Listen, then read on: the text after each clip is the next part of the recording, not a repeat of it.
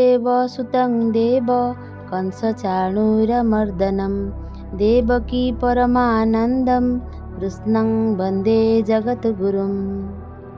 आर्यभूमि भारत देवभूमि पुण्यभूमि सारा विश्व विदित।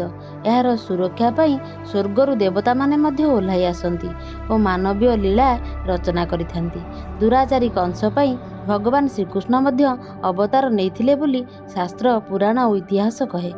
आवर्तक संवर्तक द्रोण पुष्कर नाम रे चारि मेघ एकत्र वृष्टि करुथिबा बेले अंधकार कारागृह निशी अर्धरे बेड़ी सांकुली पड़िथिबा देवकी मांकर कोଳରେ आविर्भाव हेले श्रीकृष्ण।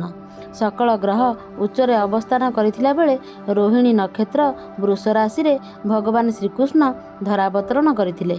नाना जातिर पुष्पर सुगंध नहीं मलय पवन बहिबार लागिला। बिजुली सोनाभ आलोकरे वसुदेवंकु बाट कढ़ाई नेला मथुरारु गोपकु। फणारे अनंत श्रीकृष्ण को ढांकी चलीथिला सेई वृष्टिमुखर रात्रि रे। उजाणी जमुना दुई भाग होई पथ परिष्कार करिदेला।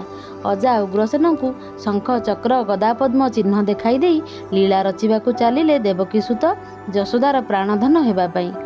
गोबस्चा चराई सर लवणीखिया श्रीकृष्ण राधांकर प्राणवल्लभ पालटि गले। केते केते कंस प्रेरित असुर मानकु मारी शेषरे कंसर निधन कराई धरणीर भारा हरण करथिले। आजी एई विपथगामी समाज को जन्माष्टमीर पवित्र दिवस एही वार्ता देई आसुछि जे धरित्री माँ को माटी माँ को सम्मान मिलू, गोमातार रक्षा हेउ, नारी को आत्ममर्यादा मिलू, ताकू जननी भगिनी जाया परी पवित्र नाम रे अलंकृता करा जाऊ। शास्त्र रे परा अछि जत्र नार्यस्तु पूज्यन्ते रमन्ते तत्र देवता।